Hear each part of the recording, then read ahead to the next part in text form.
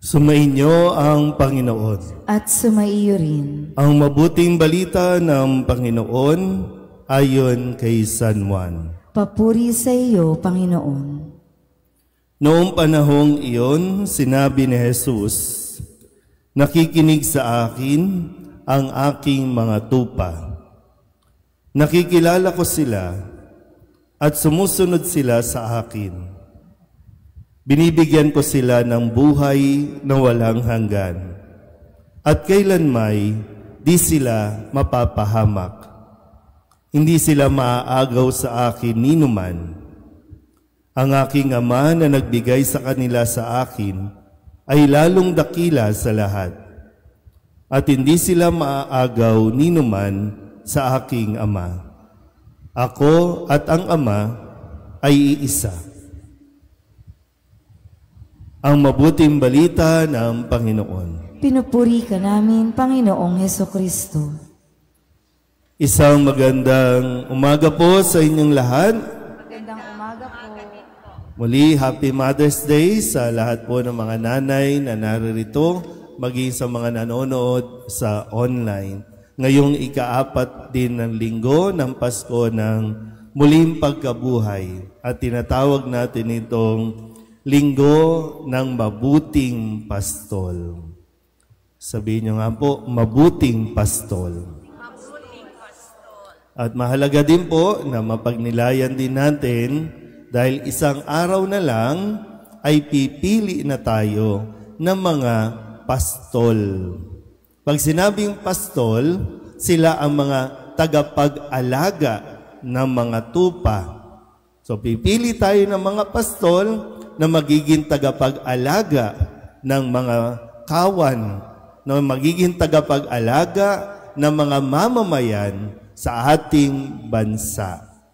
Pero inyo, no? Talagang maganda rin na natsyempohan natin na sa isang araw bago ang eleksyon, ito ang ebanghelyo o ito ang ating ding ginugunita para nang sa ganon magkaroon tayo ng basihan o kaya batayan.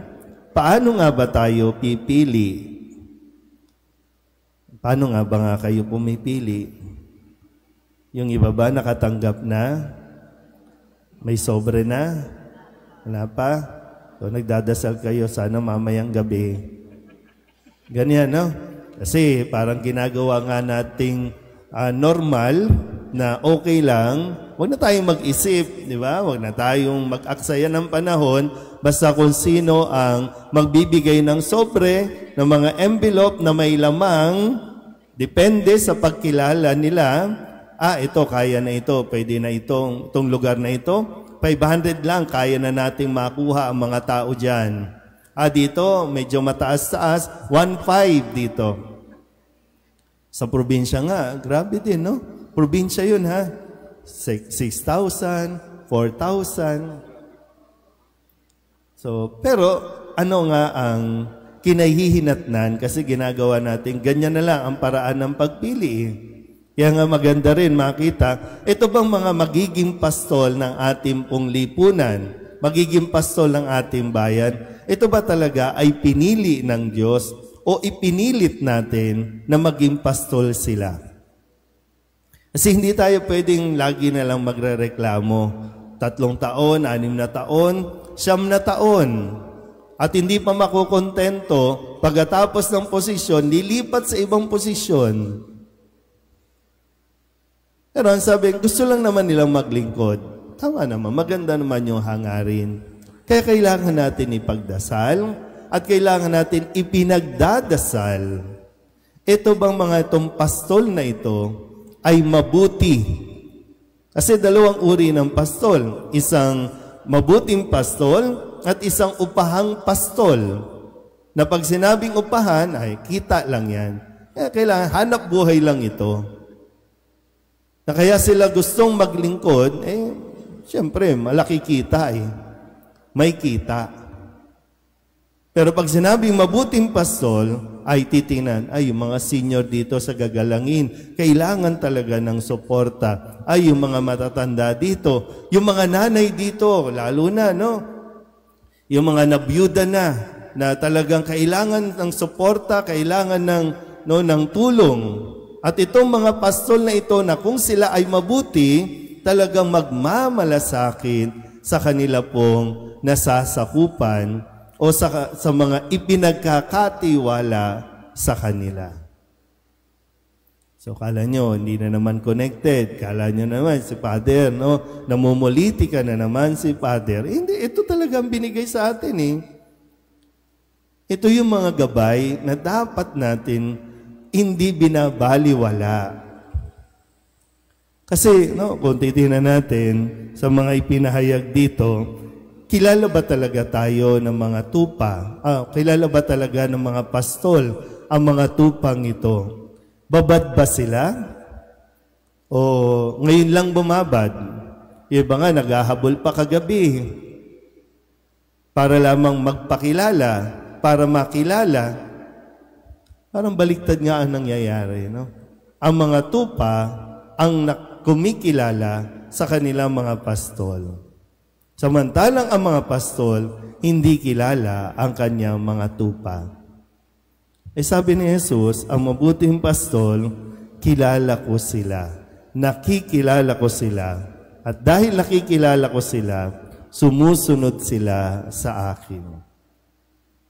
Kaya nga, di ba, pwede rin, yung batayan, kailangan din natin nakikita, yung batayan, yung pag-uugali, yung kanyang magiging pagkilos, yung kanyang pag-iisip. Ito ba, kahit papano, kumikilala sa isang mabuting pastol, si Kristo, at sa kanyang pamumuno, sa kanyang pangunguna, ito ba ay meron ding mga salitang galing kay Kristo? So, hindi natin pwedeng baliwalain, ha? Kasi kung ang magiging basihan lang natin ng pagpili ng mga magiging pastol sa ating lipunan sa susunod na 3 taon, sa susunod na 6 na taon, huwag kayong umasa na madadala tayo sa isang pastulan na sagana. Diba? Sabi sa ikalawang pagbasa, no, na sa aklat ng pahayag, ang sabi po dito, no? Sapagkat ang kordero o sila'y dadalhin niya sa mga bukal ng tubig na nagbibigay buhay at papahirin ng Diyos ang luha sa kanilang mga mata. Tandaan niyo po, ha, naglalagay ang Diyos ng mga pastol sa kanyang kawan na inaasahan din sana sila ay maging mabubuting pastol. At kapag sila ay nailagay na, lahat ng tupa kanyang aasikasuhin. Walang exclusivity sa paglilingkod. Pagtapos ng eleksyon, bukas, bumoto man sa kanila o hindi, paglilingkuran ito ng isang mabuting pastol. Hindi po pwedeng sasabihin, dito sa barangay na ito, hindi ako nanalo dyan, kaya bahala sila dyan. Hindi ganon ang isang mabuting pastol. Dapat suriin din natin, no? At kilatisin din nating mabuti. At sa mga nanay na naririto, sana po, no? Alam nyo naman ang sitwasyon ninyo. Pero sana din po sa inyong pagboto, sa pagpili ng isang pastol, isaalang-alang ninyo ang inyo ring pamilya. Parang ang hirap nyong kumbinsihin, no? Kasi talagang sobre-sobre. Kung kailangan nyo talaga ng pera, sige, tanggapin ninyo. Pero tandaan po ninyo, diyan din nakasalalay ang kinabukasan ng inyong mga anak. Ang kinabukasan ng ating pamilya. Pero kung tatanggap kayo, tandaan po ninyo, hindi yan bigay. Ha? Hindi yan bigay. Kung may namimigay ng sobre, investment ang tawag dyan. Kapag investment, alam nyo naman, maghihintay yan ng, anong tawag doon? Investment, yung return. Interest. Yan. Maghihintay yan at maniningil yan higit pa sa interest na inaasahan. Kaya pag-isipan ninyo ng mabuti. Kahit bigyan kayo, hindi nangangahulugang dapat ninyo silang iboto. Sayang ba? Okay lang kung manghinayang kayo, ha? Pero wag pa rin ninyong iboto yung ang tingin sa inyo, kayang-kaya kayong bilhin sa kakarampot na halaga. Napakamakapangyarihan ng inyong mga kamay bukas. Kasi nasa inyong mga kamay ang kapangyarihang magbabago ng iyong buhay, magbabago ng kanilang buhay, at magbabago ng ating pong lipunan. Kaya sana din po, isipin nyo rin sa mga anak, sa mga may magulang, sa mga may nanay dito, isipin nyo rin sila.